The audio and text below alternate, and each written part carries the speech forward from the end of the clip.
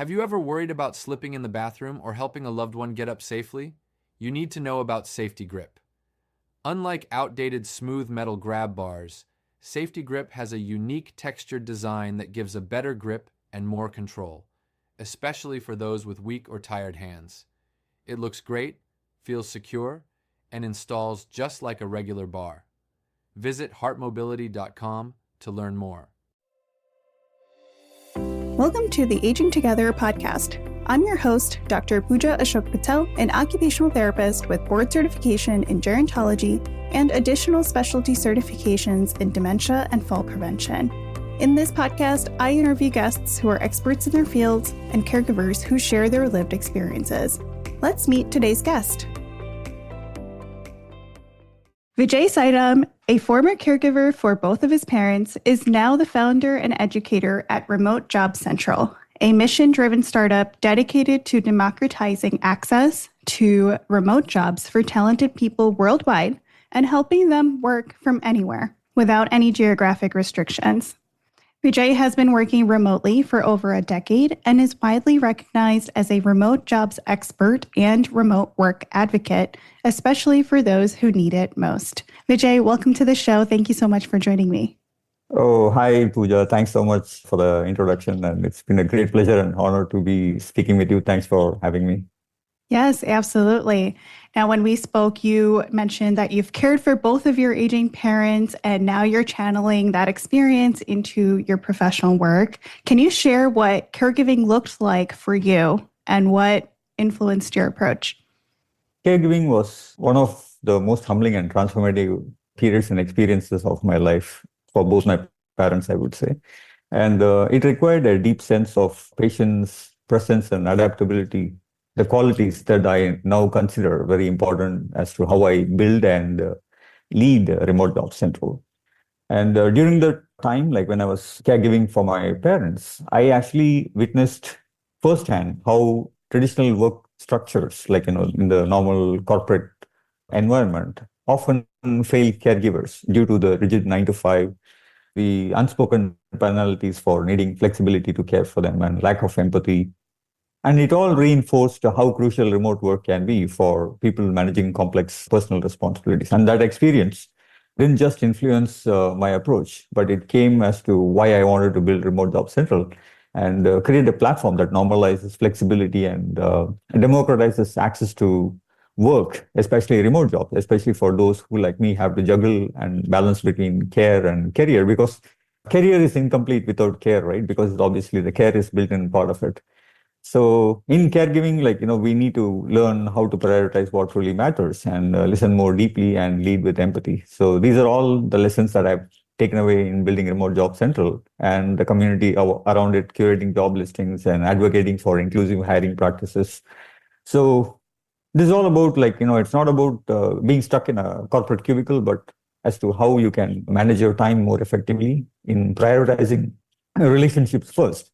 And then, giving your time to the rest of the things that actually matters. Yeah, we're going to get into more of the job side of it in a bit, but I just wanted to mention how, remote work became so mainstream during the pandemic, right? Like globally. But now people are pushing to go back to the office, even though we saw the benefits of remote work for everybody, right? Especially in my field for caregivers who then could stay employed and continue to work without having to leave or go part-time or take short-term leave, right? To take care of their loved ones or whatever the situation might be. So I love that you're focusing on this because not enough people are talking about it. But before we jump into that, one of the topics I really wanted to highlight and talk about was how caregiving varies from culture to culture. So in our South Asian culture, we're very family driven. There's a concept in the US that I know does not exist in India, but it's called filial piety. And it's the concept that you are obligated and expected to take care of your family, right? And oftentimes that comes with a lot of different expectations, a lot of different feelings, emotions, and then a lot of juggling of responsibilities. And so filial piety is a value that shapes the caregiving in a lot of cultures, but specifically in our South Asian and East Asian cultures.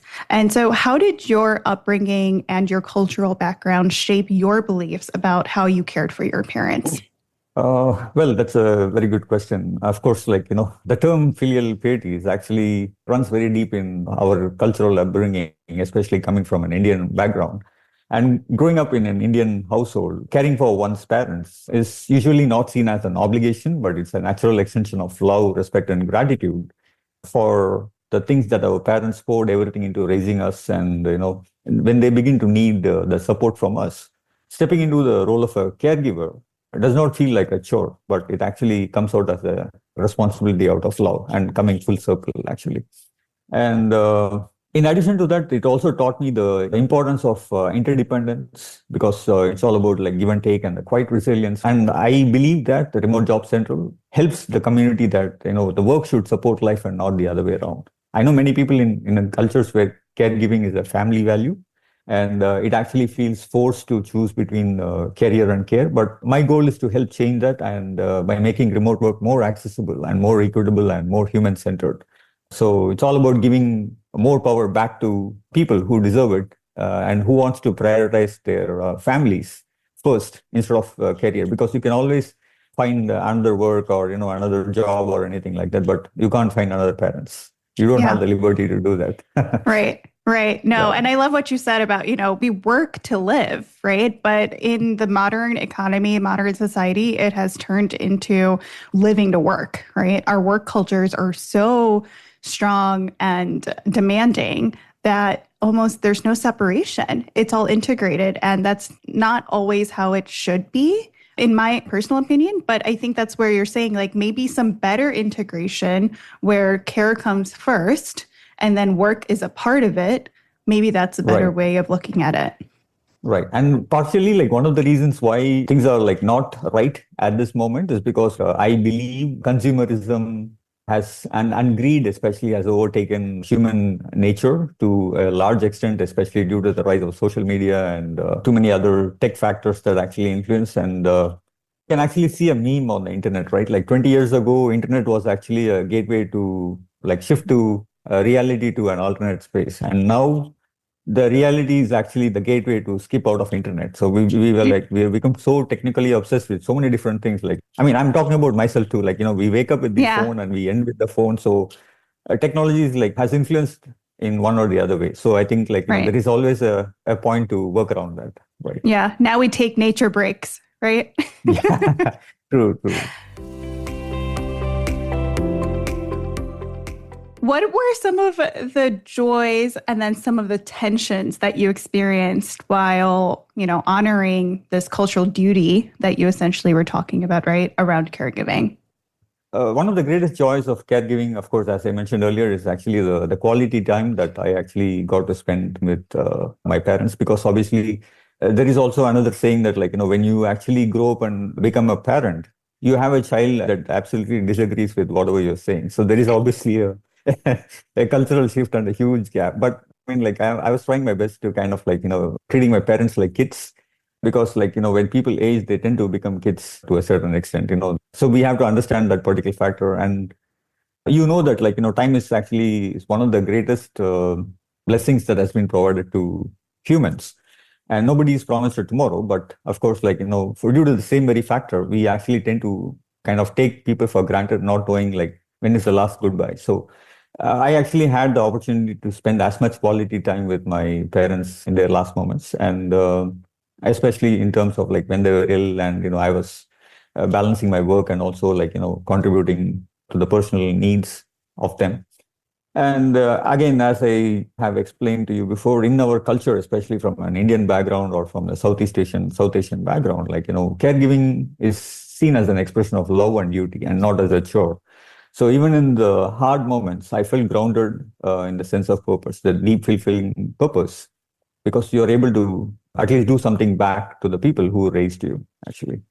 Do you feel like that belief then helps you get through the hard phases more easily?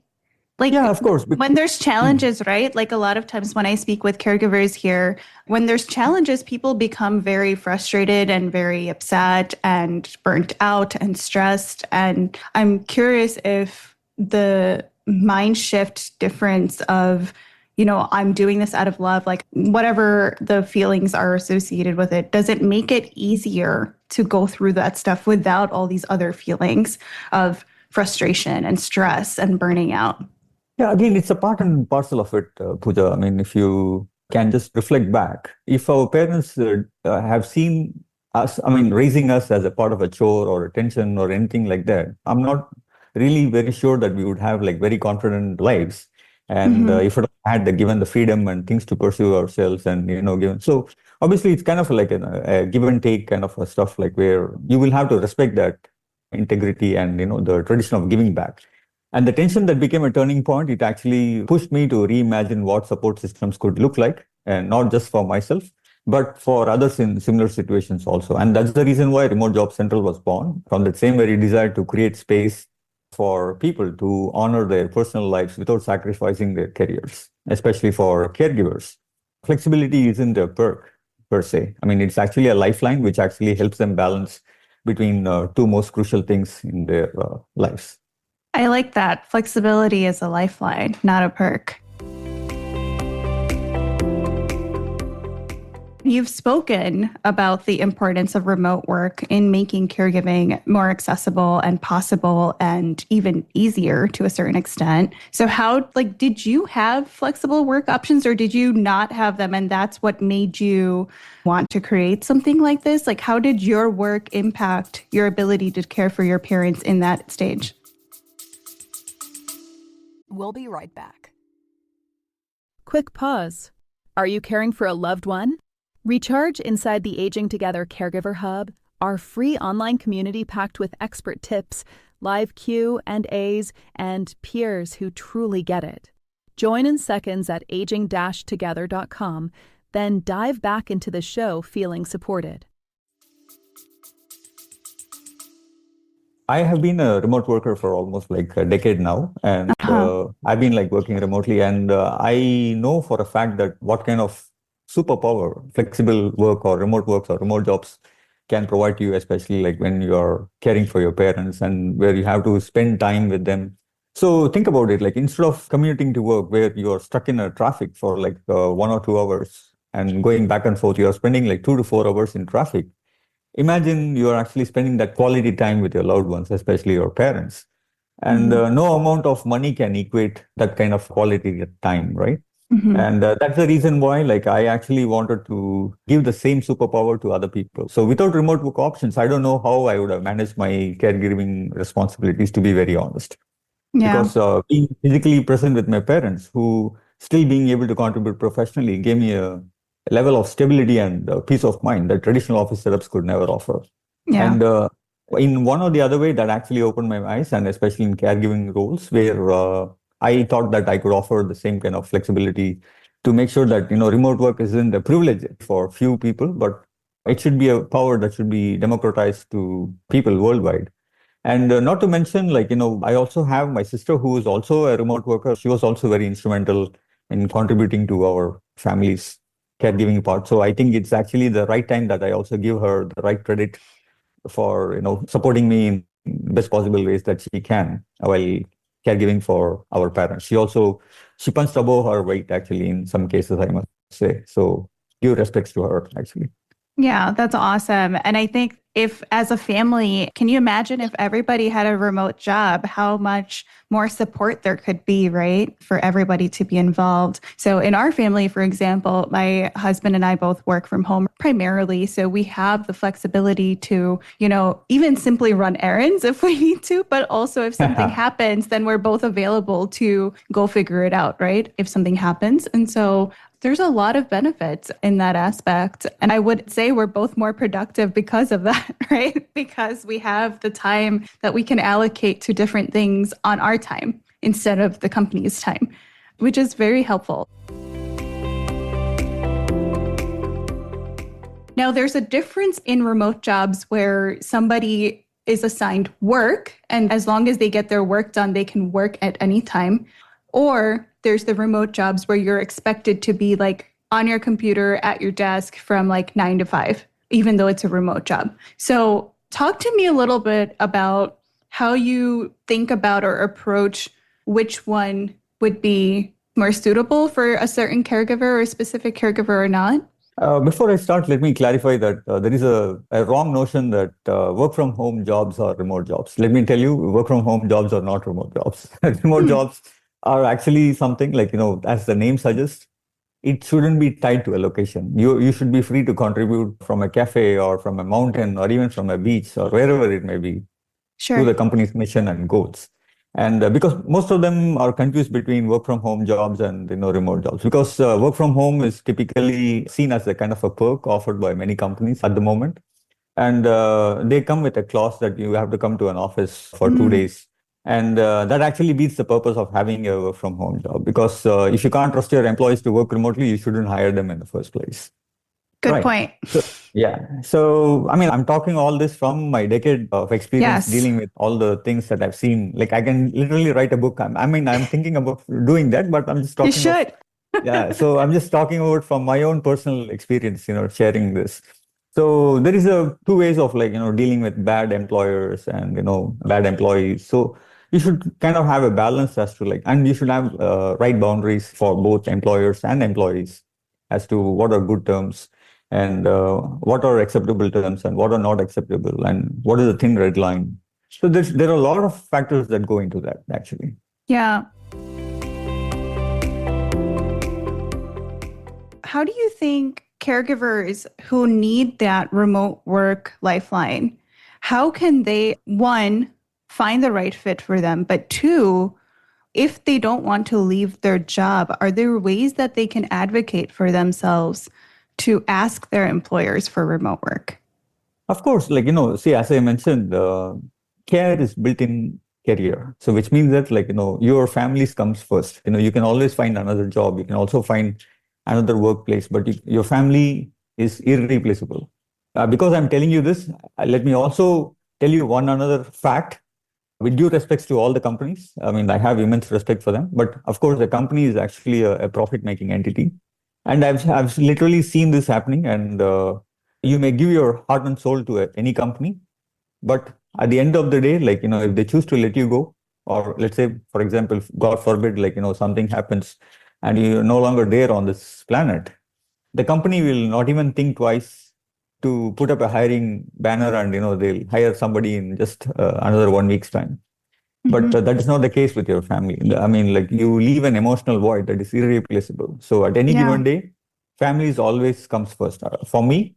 And I also advocate the same for other people. And so if in case you actually have a need, you actually have a situation that you actually need to spend more time with your family, you should start talking for yourself. You need to go to the HR or your manager in the first place, tell them your use case and tell them not all jobs are that can be done remotely, but but all the things that can be done through a computer and with an internet connection, 100% you should advocate for standing up for yourself and putting across your needs in such a way that you're being heard and your needs are being addressed in best possible ways. Yeah, I think that's really important. It's really hard, at least in the US, our work culture is terrible as it is. But, even getting time off is often really difficult. There's no federal leave policies. It's very dependent on the employer. And so a lot of times employees, especially those who are in caregiving roles, so it's different, right? If you're raising children, that's a different mindset that employers have versus if you're caring for older adults or elders in your family, right?